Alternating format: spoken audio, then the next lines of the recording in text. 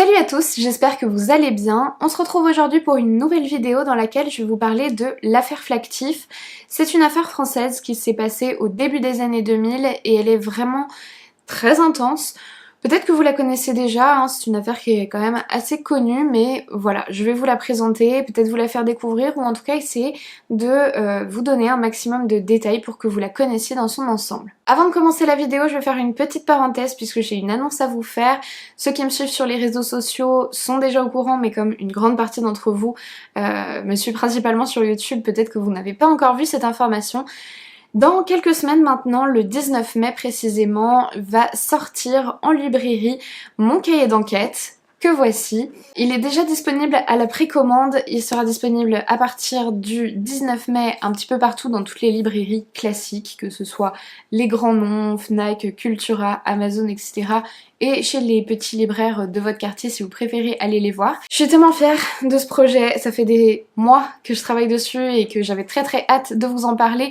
Je pense que je ferai une vidéo complètement consacrée au cahier, donc je vais pas trop m'étaler là dans cette introduction. Je voulais juste vous parler de ça, vous dire que les précommandes sont déjà disponibles, vous avez les liens en barre d'informations évidemment si jamais ça vous intéresse. Et puis bah voilà, on se retrouve dans quelques semaines en librairie, j'ai trop hâte. Allez, maintenant passons au sujet de cette vidéo. Comme d'habitude, je vous laisse vous installer bien confortablement, éteindre vos lumières et dès que vous êtes prêts, c'est parti.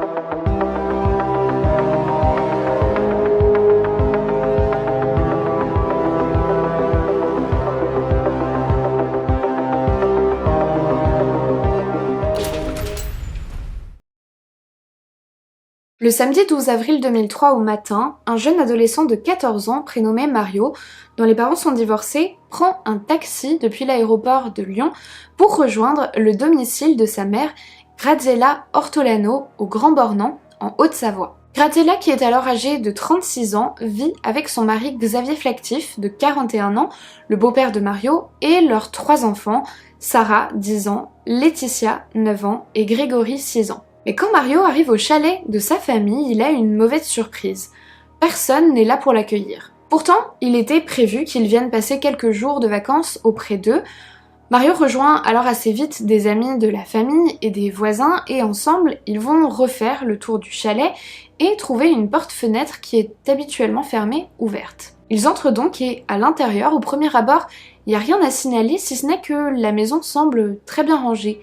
Mieux que d'habitude, ce qui ne paraît pas normal. Mario remarque également que les draps et certaines couvertures ont été retirés des lits. L'alerte est immédiatement donnée et au départ, les gendarmes pensent que la famille Flactif a probablement eu un accident de voiture, ce qui expliquerait pourquoi ils ne sont pas rentrés. En plus, Mario leur explique que son beau-père, il a plutôt l'habitude de conduire assez vite, même dans les routes de montagne. Des recherches sont alors effectuées dans les environs. Il faut dire que les routes là-bas peuvent être assez mauvaises, il y a beaucoup de virages, il y a plein de dénivelés. Moi j'ai des amis qui habitent juste à côté et ça m'est arrivé déjà de conduire là-bas, je peux vous dire qu'il y a plein de petites routes qui passent par la forêt, il y a des ravins, il y a des ponts, il y a des endroits où c'est pas facile de se croiser à 2 voitures.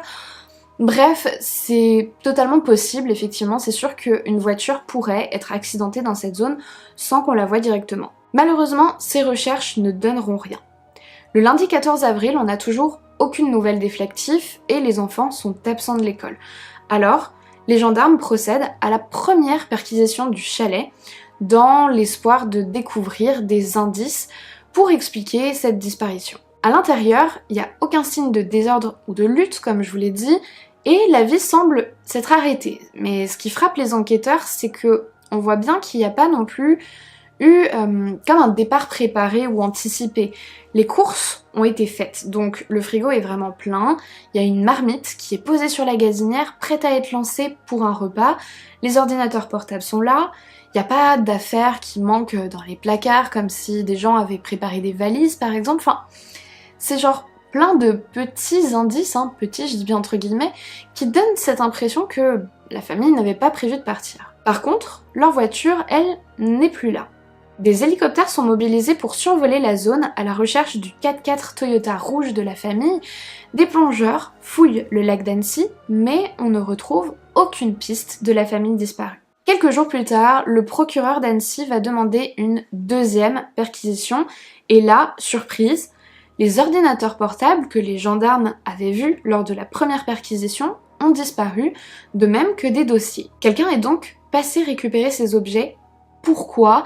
Est-ce qu'ils contenaient des éléments compromettants pour la famille? Les enquêteurs se penchent alors un petit peu plus sur la personnalité et le passé de Xavier Flactif et ils vont découvrir des choses très intéressantes. Xavier était un promoteur immobilier originaire du nord de la France qui s'était installé dans la région depuis environ 5 ans avec sa femme et ses enfants. Il avait construit ces dernières années une quinzaine de chalets au Grand Bornand en achetant des terrains à des prix supérieurs à ceux du marché, puis en passant par des entreprises pour construire les maisons qu'il avait tardé à payer.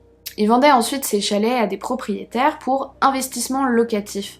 Mais il gardait un double des clés et il lui arrivait de lui-même placer des locataires dans ces chalets-là et de se faire payer en liquide sans avertir les propriétaires des maisons. La société de Xavier Flactif était d'ailleurs au nom de sa femme parce que lui-même était interdit de gestion suite à des arnaques dans le nord de la France où il avait poussé des personnes au surendettement et fait construire des maisons sans forcément bien respecter les normes. De plus, le couple possédait près de 70 comptes en banque, dont certains étaient en Belgique ou dans divers paradis fiscaux. Xavier Flactif avait de nombreux ennemis dans le nord de la France, des victimes de ces arnaques, qui avaient d'ailleurs monté une association tous ensemble pour pouvoir l'assigner en justice. Et il avait aussi beaucoup de soucis professionnels, on peut dire, des chantiers en retard, voire jamais terminés d'ailleurs, des impayés et aussi une dette très très élevée qui s'élevait à près de 3 millions d'euros. La famille a-t-elle pris la fuite vers l'étranger? C'est alors une hypothèse qui est envisagée par les enquêteurs. Et au Grand Bornand, on va dire que cette théorie, elle étonne pas vraiment non plus. Beaucoup considèrent Xavier Flactif comme un escroc, comme un arnaqueur. On dit qu'il a probablement dû fuir avec l'argent des petites gens. Il n'est pas non plus très apprécié de certaines personnes pour sa couleur de peau. Le gros black, comme il le désignait, n'avait pas que des amis en Haute-Savoie, car beaucoup n'appréciaient pas qu'un homme qui était noir, jovial, bon vivant, qui n'était pas originaire du coin, fasse du business et gagne bien sa vie dans leur village. La presse joue aussi un rôle très important dans l'affaire Flactif, parce que évidemment, une famille entière qui disparaît, en plus le portrait de Xavier, c'est le terreau idéal pour créer un feuilleton absolument passionnant comme les journaux savent très bien le faire avec les faits divers. Les journalistes sont omniprésents dans la petite station, ils filment, ils interrogent et finalement ils vont recueillir de nombreux commérages qui sont très locaux et qui vont prendre une ampleur nationale. La thèse de la fuite à l'étranger est assez séduisante. On imagine bien l'escroc Flactif, cet homme au mode de vie indécent pour certains, être parti avec sa famille à l'autre bout du monde pour éviter des poursuites judiciaires. On évoque même un lien potentiel avec la mafia italienne.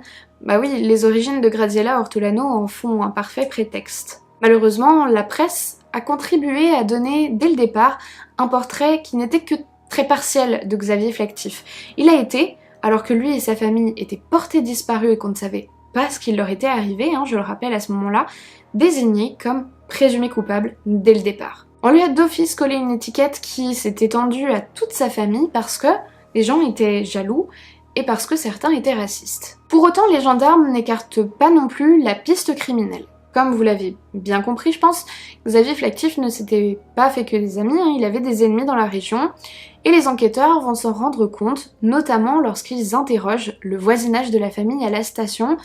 Plusieurs d'entre eux témoignent, dont un voisin, un locataire de Xavier qui s'appelle David Otia, qui aime particulièrement aller trouver les journalistes pour leur confier toute la rancœur qu'il éprouvait à l'encontre de son propriétaire. Devant les caméras des journalistes, il explique. Je lui payais un loyer en liquide comme il me disait tout le temps, à la fin du mois. Et en fait, après, au fil du temps, j'ai su que les propriétaires n'avaient jamais été mis au courant, ne savaient même pas comment je m'appelais, qu'est-ce que j'avais fait dans son chalet, ils savaient rien en fait. Toute la longueur là, c'est toute la salle, ces jours là. C'est-à-dire, je sais plus comment c'est fait, frigo américain, grande gazinière, grande table, une table au moins de 20 personnes, de Louis, je sais pas quoi. Là-bas, c'est des fauteuils en cuir, je sais pas combien, grand télé, grand écran. Bon, après, ça doit être l'escalier, en haut, c'est les chambres. Bon, j'ai jamais trop été traîné dans les chambres. Otia et sa femme, Alexandra, ne sont vraiment pas tendres avec Flactif. Dans une émission de 7 à 8, Alexandra, qui a travaillé chez les Flactifs comme femme de ménage, n'hésite pas à décrire Xavier comme un con qui prend les gens pour des esclaves. C'est incroyable qu'il puisse y avoir des gens comme ça, qui fassent du mal aux autres parce que lui, il s'en mettait plein les poches. Je vais te dire que le chalet où est-ce qu'il habite là-bas, c'est quelque chose. Il y a 400 mètres carrés habitables. Un sous-sol, vous pouvez mettre 3 bus dedans, tellement c'est immense. C'est un con. Déjà, il prend les gens pour des esclaves. Qu'est-ce que vous faisiez Je faisais le ménage chez elle. Donc, vous voyez, quand vous êtes en train de laver, que lui, il arrive, qu'il repiétine tout, que c'est pas sec, qu'il y a plein de traces, que vous êtes obligé de recommencer 3 fois parce qu'il en a rien à foutre. Il venait chercher des papiers sur sa table, il repartait sur le balcon, et vas-y, piétinez tout. Et une fois, il y a eu une coupure d'eau, et c'est là que ça m'a donné à réfléchir. Je dis, alors là, c'est terminé, je n'y vais plus. Il y a eu une coupure d'eau, et le matin, je suis arrivée chez eux, donc elle m'avait dit, tu rentres, la porte est ouverte, tu commences la vaisselle. Et bon, je suis rentrée, ils m'ont pas entendu. Et lui disait à sa femme, là, Graziella, tu vas lui faire vider les chiottes, ça pue la merde ici. Il y a une coupure d'eau et tout. De toute façon, elle est là pour ça. Bon, j'ai rien dit. J'ai fini ma matinée. Je suis rentrée. Je lui ai raconté. Il m'a dit, bon, allez, c'est bon, basta, t'arrêtes. Avec toute la merde qu'il a foutue autour de lui. Même les agences immobilières, l'agent immobilier d'ici, il m'a dit, il a de la chance qu'il ait jamais tombé sur un Corse, parce qu'il serait dans la mer avec une pierre au cou, là. À cette heure-ci. Cette attitude étrange du couple met la puce à l'oreille des enquêteurs. Le 17 avril, les gendarmes effectuent une 3e perquisition au domicile des Flactifs et cette fois, ils vont faire des découvertes inquiétantes. Ils ont découvert des traces qui semblent être du sang entre les lattes du parquet, un morceau de dent, une molaire d'enfant enfoncée dans le bois précisément, et derrière le rideau, une douille de petit calibre. Les enquêteurs ont désormais la certitude que quelque chose de grave s'est produit au chalet sans savoir exactement quoi pour le moment. Mais c'est le 5 mai 2003 que l'affaire bascule. Le procureur en charge de l'enquête annonce qu'après une 4e perquisition au domicile de la famille, les agents de l'Institut de recherche criminelle de la Gendarmerie nationale ont découvert de très nombreuses traces de sang qui avaient été nettoyées, mais qui ont été révélées grâce à l'utilisation du luminol Blue Star. Ces traces, il y en a partout, sur les sols, sur les murs, sur les tissus, sur les meubles, à tous les étages du chalet. Et le sang est particulièrement concentré en 5 endroits, 5 comme le nombre des membres de la famille disparus. Et les analyses ADN permettront de confirmer qu'il s'agit bien du sang de Xavier, Graziella et de leurs 3 enfants. La famille a donc été massacrée dans le chalet, puis leurs corps ont été déplacés et les lieux ont été nettoyés avec minutie. Le fait divers bascule alors dans l'horreur la plus totale. En plus, c'est à peu près à ce même moment qu'on va retrouver le 4x4 de la famille sur le parking de l'aéroport international de Genève et les analyses vont permettre de déceler des gouttelettes de sang dans le coffre malgré le fait qu'il ait été nettoyé lui aussi et que le tapis ait été découpé au cutter et retiré. Des recherches à grande échelle sont alors organisées dans toute la région pour tenter de retrouver les corps de la famille Flactif, notamment dans toutes les grottes alentours, mais en vain. Aux 5 ADN des membres de la famille s'ajoute aussi un 6e ADN inconnu qui se retrouve en de nombreux endroits, 22 au total, mélangés au sang des victimes. Les enquêteurs savent qu'ils tiennent alors enfin une piste solide pour découvrir l'identité du principal suspect. On décide donc de faire des prélèvements ADN chez tous les habitants vivant à proximité du chalet des victimes, parce que comme je vous le disais, les enquêteurs avaient remarqué que certains d'entre eux étaient assez virulents lorsqu'ils parlaient de Xavier et qu'ils avaient des comportements un peu étranges, du genre rôder autour de la scène de crime. C'est le cas notamment de David Otia, ce voisin qui avait dit beaucoup de mal avec sa femme des Flactifs devant les caméras de télévision. Or on découvre qu'il semble être la dernière personne à avoir vu Xavier Flactif en vie. Ce jour-là, son propriétaire lui avait confié des clés pour qu'il les remette à des touristes qui avaient loué le chalet pour des vacances. David Otia devient le principal suspect pour les enquêteurs sur une liste de 7 individus et le 13 mai, il est mis sous écoute par la gendarmerie. Devant les caméras des journalistes, Otia se lâche toujours autant, visiblement peu inquiet d'attirer l'attention sur lui. Mais il me semble que là, dans le coin, c'est son bureau, normalement, là. Et ici derrière, ça doit être son bureau.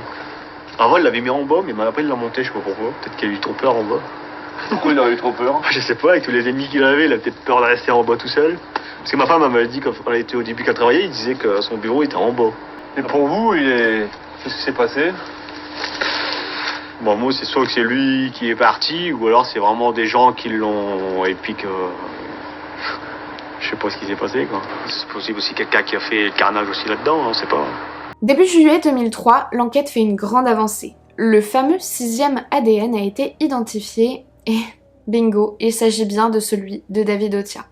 Mais plutôt que d'interpeller immédiatement le suspect, les gendarmes décident de continuer à le garder sous écoute téléphonique pendant encore presque 2 mois afin d'obtenir plus d'éléments pour l'enquête, que ce soit le mobile, le mode opératoire, des éventuelles complicités, etc. parce que ils craignent que David Otia ne révèle rien s'il est interpellé trop tôt. Or, l'espoir est quand même toujours de retrouver les corps. Et cette technique, elle va payer parce que ces écoutes, elles vont leur confirmer qu'il y a bel et bien eu une très probable complicité dans les meurtres entre David Otia, sa compagne Alexandra Lefebvre et un couple de voisins, Stéphane et Isabelle Aremza. Les deux couples qui étaient vraiment très amis étaient originaires du nord de la France et ils s'étaient installés 2 ans plus tôt au Grand Bornand, dans le voisinage proche des Flactifs. Le 16 septembre 2003, au matin, près de 80 gendarmes sont déployés dans la station du Grand Bornand pour procéder aux interpellations du couple Otia et du couple Aremza. Ils sont immédiatement placés en garde à vue pour meurtre et complicité de meurtre. Très rapidement, dès la première demi-heure d'interrogatoire, David Otia avoue les homicides et il accepte de conduire les gendarmes dans la forêt près de Thônes, à peine une dizaine de kilomètres du Grand Bornand, où il a laissé les corps et les a incendiés. Sur place, il ne reste qu'un seul noirci et un tout petit tas de cendres. C'est tout ce que les gendarmes pourront rendre à la famille, 5 petits sachets de cendres. Les Flactifs ont littéralement été anéantis par leur assassin. Très rapidement, il y a des dissonances entre les versions qui sont données par David Otia et celle de sa femme et celle du couple Aremza. David Otia, comme je vous le disais, il a avoué immédiatement aux gendarmes et il va leur faire un récit très détaillé, des faits sans aucune émotion, sans évoquer le moindre remords.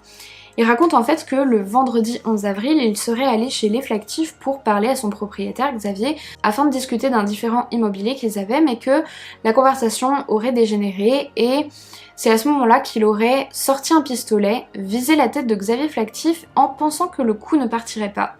Sauf que le coup est bel et bien parti et il aurait tué accidentellement Monsieur Flactif. Ensuite, il aurait assassiné les enfants et Gradiella avec son arme pour éviter de laisser des témoins du drame avant d'envelopper tous les corps dans des draps et les transporter dans la forêt, les brûler, puis revenir au chalet pour tout nettoyer. Ces aveux, il les fait une première fois devant les gendarmes, puis il les refera devant la juge d'instruction. Pourtant, la version donnée par le couple Aremza aux enquêteurs va totalement à l'encontre du récit d'Otia.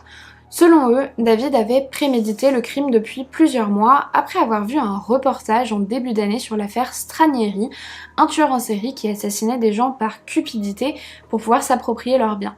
C'est après avoir vu ce documentaire que David Otia aurait décidé de faire pareil pour s'approprier l'un des chalets de Xavier Flactif. Isabelle Aremza déclare « Nous étions tous d'accord, mais c'est David seul qui l'a fait. » Quant aux enquêteurs, ils pensent que si David Otia est bien celui qui a commis les crimes, ils soupçonnent que ce soit sa femme, Alexandra Lefebvre, qui ait manigancé avec le couple Aremza tout ce qui était plutôt de la préparation du crime en amont et par la suite toute la partie dissimulation des preuves, notamment pour la crémation des corps, parce que c'est extrêmement difficile de faire complètement brûler un corps. Il faut énormément de bois, il faut énormément d'essence, ça prend beaucoup de temps. Les enquêteurs, ils ont estimé que pour réduire les 5 corps au petit tas de cendres qui a été retrouvé, il a probablement fallu près de 800 kg de bois, sans compter des dizaines de litres d'essence pour alimenter le feu. Bref, il est hautement improbable que 1. David Otia n'ait pas prémédité cette crémation, et 2. qu'il ait fait ça tout seul. Sauf que, moins d'un mois plus tard, le 10 octobre 2003, David Otia se rétracte et il va donner une toute nouvelle version des faits, assez peu crédible au demeurant, puisqu'il dit que Le 11 avril, il se serait rendu chez les Flactif et qu'il serait tombé sur 2 hommes qu'il ne connaissait pas, qui l'ont assommé. Et que lorsqu'il s'était réveillé, ces hommes venaient d'assassiner la famille, puis l'auraient forcé à se débarrasser des corps. Son avocat, Didier Lec, tente de défendre cette version en insistant sur le fait que, visiblement, Othia n'avait pas prémédité son geste ce jour-là. Il déclare « Il gare sa voiture devant le chalet et il attend sur la terrasse à la vue de tout le monde ». Malgré cette rétractation, les enquêteurs persistent à croire que David Othia avait prémédité les meurtres, notamment grâce aux témoignages de ses complices, et il est inculpé pour le quintuple homicide. Othia sera aussi reçue à plusieurs reprises par une psychologue qui va donner son compte-rendu dans lequel elle écrit qu'on retrouve chez lui des traits narcissiques, phobiques et opératoires avec une tendance à fuir les émotions dans l'action, avec un idéal de maîtrise. Les capacités de clivage et d'évitement de David Othia ne peuvent que le faire considérer dangereux. Alors, ça, qu'est-ce que ça signifie? Bon, les traits narcissiques, ça on l'a compris, ça va venir donner une explication au mobile du crime, la jalousie et la cupidité. La tendance à fuir les émotions dans l'action, ça, eh bien ça désigne une impulsivité, c'est-à-dire qu'il s'agit d'une personne qui aura des difficultés à gérer ses émotions et qui risque, si la pulsion est trop forte, d'agir plutôt que d'être capable de prendre du recul pour réfléchir à la situation. C'est un point important parce que c'est quelque chose que les experts, psychologues ou psychiatres prennent généralement en compte dans ce qu'on appelle l'évaluation de la dangerosité d'un individu, comme je vous l'avais déjà expliqué dans la vidéo sur Jane Andrews. Et puis dernière expression importante à retenir dans ce compte-rendu, c'est les capacités de clivage et d'évitement. Parce que David Othia ne reconnaît pas les faits. Il est finalement dans le déni de son implication dans les meurtres. Il refuse d'admettre sa responsabilité, bien que l'on ait quand même établi le mobile, la préméditation, notamment avec la préparation et la mise en place de moyens concrets pour faire disparaître les corps, et puis les preuves scientifiques de sa présence sur la scène de crime, son ADN ayant quand même été retrouvé mêlé au sang des victimes, je vous le rappelle. Je dis bien le sien, hein, pas des ADN appartenant à des inconnus. Et ce déni, eh bien, c'est aussi un point très important qui est pris en compte dans l'évaluation de la dangerosité, puisque on va se demander si la personne est capable de reconnaître les faits, de les assumer et d'évoquer des remords. Le 12 juin 2006 commence le procès de l'affaire Flactif en Haute-Savoie. David Othia maintient toujours sa seconde version des faits, selon laquelle ce seraient 2 mystérieux hommes qui auraient assassiné la famille et qui l'auraient forcé à se débarrasser des corps. Ses avocats vont donc avoir la tâche assez difficile de plaider non coupable et ni eux ni leurs clients ne donnent d'explications concernant les faits. Stéphane et Isabelle Aremza, eux, déclarent avoir effectivement planifié les meurtres ensemble, mais s'être dégonflés au dernier moment. Quant à Alexandra Lefebvre, la compagne de David Othia au moment des faits, elle dit n'avoir eu connaissance des meurtres qu'après coup et ne pas avoir dénoncé son mari par peur et avoir participé à la destruction de certaines preuves. Le mobile du crime est évoqué, les 4 accusés voulaient s'accaparer un chalet appartenant à Xavier Flactif. L'idée serait née, comme je vous l'ai dit, après avoir vu un reportage à la télévision. Il s'agirait surtout de cupidité et de jalousie de la réussite du promoteur immobilier qui avait été exacerbée par les relations très tendues qu'ils entretenaient suite à leurs différends financiers. On sait par exemple que Othia et sa compagne ont volé de très nombreux objets de valeur au Flactif après les meurtres. On a retrouvé chez eux des téléphones portables qui appartenaient à la famille, un caméscope, il y avait du matériel informatique, il y avait le lecteur DVD, il y avait plein de CD, de DVD, des skis pour enfants, etc. Et on sait aussi que la jalousie les avait déjà poussés 1 an avant les meurtres à mettre le feu à un chalet en construction appartenant à Xavier. De plus, les couples Othia et Aremza, qui étaient très amis, n'en étaient pas à leur premier coup d'essai, ils avaient visiblement commis une série de vols de voitures mais aussi de cambriolages au Grand Bornand et dans les villes alentours, et ce depuis leur arrivée en Haute-Savoie. On pense qu'ils étaient particulièrement envieux du mode de vie aisé de certains de leurs voisins, dont la famille Flactif était sûrement une sorte de représentation ultime. L'analyse de la scène de crime va permettre aussi de se représenter avec un petit peu plus de véracité ce qui s'est probablement passé le 11 avril 2003, et malheureusement cette version-là est beaucoup plus violente que ce qu'avait avoué Othia au début. On pense, selon les analyses, des projections de traces de sang, mais aussi l'emploi du temps des victimes, que David Othia a d'abord assassiné les enfants, qui était rentré et qui était tout seul au chalet en premier. Puis Graziella qui est arrivée un petit peu après, avant de terminer par Xavier qui rentrait lui du travail plus tard. Les techniciens supposent aussi qu'il n'aurait pas utilisé son arme à feu systématiquement, mais qu'il aurait plutôt eu recours à une arme contondante, c'est-à-dire quelque chose qui va venir frapper, qui va venir écraser, mais qui ne tranche pas, voire même à ses poings pour tuer ses victimes. Donc là on parle d'actes beaucoup plus violents, hein, beaucoup plus longs aussi que le simple coup de rage qu'avait décrit initialement l'accusé, et malheureusement les corps ayant été intégralement brûlés, eh bien aucune autopsie n'a été possible pour confirmer ou non ces hypothèses. Je vais vous raconter la scène de crime. Je ne l'ai jamais racontée. Vous avez une famille, donc 3 enfants qui rentrent de l'école, qui s'installent pour prendre le goûter, il est 5h de l'après-midi, on est le 13 avril. Ces 3 enfants sont attablés, Sarah la plus grande qui s'occupe de son petit frère Grégory, et vous avez Laetitia qui est dans le salon juste à côté. Et vous avez David Otia qui vient frapper à la porte, ils le connaissent, ils le font rentrer.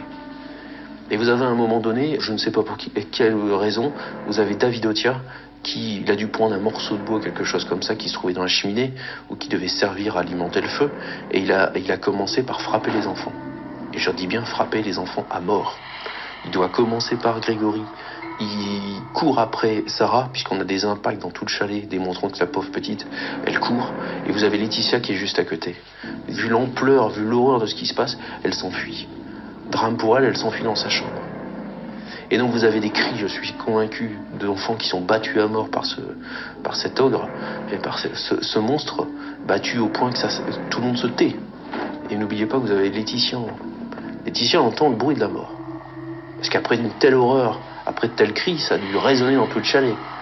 La petite Laetitia, elle est tellement horrifiée qu'elle est cachée dans la chambre de sa sœur derrière son lit. Et je vais vous dire là où c'est l'horreur, c'est que vous avez un escalier. Et ça a marqué tout le monde, tous les enquêteurs et moi, c'est quand on monte l'escalier, il y a 17 marches. Les 17 marches, elles grincent. Imaginez ce qu'elle a vécu, la petite Laetitia. Elle l'a entendu monter. Et qu'est-ce qu'il a fait? Il a pris le même morceau de bois ou un autre, il l'a battu à mort. Il a même pas tué avec une arme. C'est pas un acte de barbarie, ça? Au point qu'un expert vient nous dire, on découvre les molaires du petit Grégory implantés dans le parquet. Parce qu'il a tapé tellement fort que vous avez les molaires qui sont sortis de la bouche et que lui, par inadvertance, il a dû marcher dessus. Pour ce qui est du rôle d'Alexandra Lefebvre dans les meurtres, les avis sont assez partagés. Les enquêteurs ne disposent pas de preuves formelles indiquant qu'elle ait été concrètement impliquée dans les homicides. Tout le reste n'est finalement qu'interprétation postérieure. Certains vont dire qu'elle avait trop peur de David pour oser le dénoncer à la police. D'autres au contraire vont plutôt dire qu'elle était l'instigatrice du plan macabre qui a poussé Otia à passer à l'acte. Lors du procès, en tout cas, elle apparaît très différente de celle qu'on avait vue dans le documentaire 7 à 8. Elle est beaucoup plus fragile, elle pleure beaucoup, elle est enceinte aussi d'un autre homme que David, et je pense que c'est très difficile de savoir exactement à quoi s'en tenir avec cette femme. Plusieurs reportages sont disponibles en barre d'informations dans lesquels vous pourrez entendre les témoignages des avocats de chaque partie, et je vous laisserai vous faire votre propre opinion sur tout ça. À l'issue du procès, David Otia est reconnu coupable des 5 meurtres avec préméditation et il est condamné à la peine maximale, soit la prison à perpétuité avec une peine de sûreté de 22 ans. Les 3 autres accusés, eux, sont reconnus coupables de complicité dans les meurtres.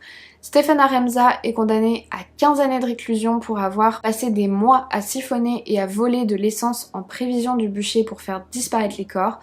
Quant aux 2 femmes, elles sont accusées de ne pas avoir dénoncé les crimes dont elles avaient connaissance et aussi d'association de malfaiteurs pour avoir participé au pillage du chalet et à la destruction de certaines preuves. Alexandra Lefebvre, l'ex-compagne de David Otia, est condamnée à 10 années de prison, tandis qu'Isabelle Aremza, elle, reçoit une peine de 7 ans. Le frère de David Otia est également condamné à 1 an de prison avec sursis pour avoir fait disparaître une des armes du crime. David Otia sera le seul à faire appel de cette décision de justice, mais finalement il va annuler cette demande au premier jour de son second procès, le 10 décembre 2007. Son avocat commente alors « Il en est arrivé avec nous au constat que les mêmes causes allaient produire le même résultat. Mais cette décision n'est pas un aveu, je suis aux antipodes de cette lecture. » Avant de terminer cette vidéo, je voudrais avoir un mot pour les victimes de cette affaire et elles sont nombreuses. Il y a bien sûr d'abord Xavier Flactif, sa femme Graziella et leurs 3 enfants, Sarah, Laetitia et Grégory. Même si Xavier Flactif n'était pas un saint, rien ne peut excuser son assassinat et encore moins l'élimination entière de toute sa famille.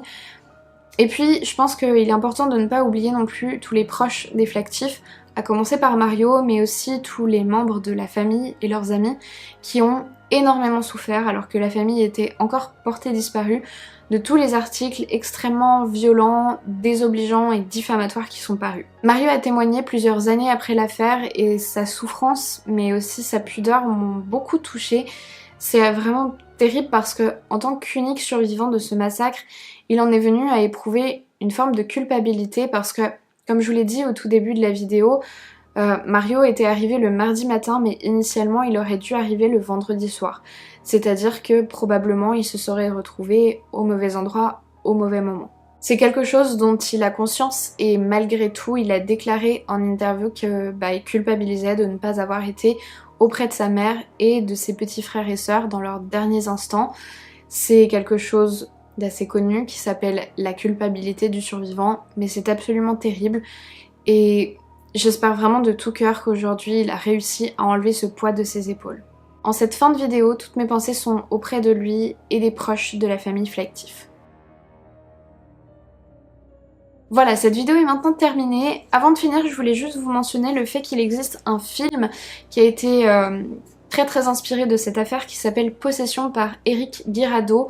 Donc voilà, je vous le dis au cas où ça vous intéresse de le regarder, c'est un film français. Je sais pas si vous avez remarqué mais en ce moment j'essaye de vous faire des histoires un petit peu différentes, vous montrer des personnes qui ont commis des crimes avec des mobiles différents de celui qu'on voit généralement qui est on va dire l'espèce de pulsion sexuelle et de domination. Là on est plus parti un petit peu sur une série que j'avais envie de vous montrer de personnes qui sont capables d'aller jusqu'au bout de l'horreur pour finalement de l'argent, ou vraiment des possessions, des biens. Je trouve que c'est vraiment important de montrer que ces choses-là existent, qu'elles existaient dans le passé, comme on l'a pu voir avec Landru par exemple, dans les années 70 avec Charles Sobrage, mais même encore aujourd'hui, et que ce sont aussi des motivations qu'on retrouve quand même fréquemment chez les criminels, bien qu'on en parle beaucoup moins.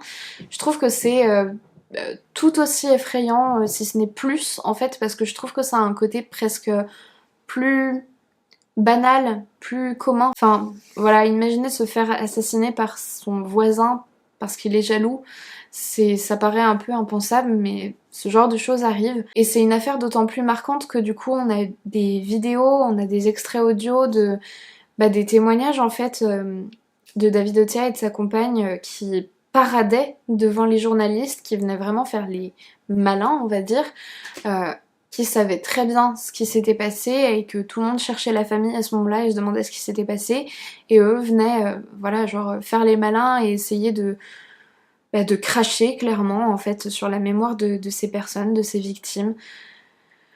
Et je trouve ça vraiment particulièrement glaçant. Enfin, vous me direz ce que vous en avez pensé, est-ce que ça vous a évoqué. Je sais pas si je vais continuer à faire des vidéos sur ça ou si on va passer à autre chose prochainement. Je pense qu'on va passer à autre chose. Mais voilà, c'était juste pour vous dire que j'avais envie de vous montrer ces derniers temps qu'il y a plein de typologies finalement de criminels et que c'est intéressant parce qu'on peut retrouver des choses qui se ressemblent dans plein d'affaires selon les époques, etc. Enfin, j'aime bien, vous savez, faire des liens entre les affaires. Donc voilà, j'espère vraiment que cette vidéo vous a plu, qu'elle vous a intéressé, qu'elle vous a peut-être appris des choses, soit que vous ne connaissiez pas du tout cette affaire ou que vous ne la connaissiez pas autant en détail. N'hésitez pas si c'est le cas à me le dire dans les commentaires et puis à me mettre un petit pouce bleu, ça fait toujours plaisir. Il ne me reste plus qu'à vous dire à la semaine prochaine pour une nouvelle histoire, je vous fais plein de gros bisous et puis en attendant, comme d'habitude, n'oubliez surtout pas de rallumer vos lumières.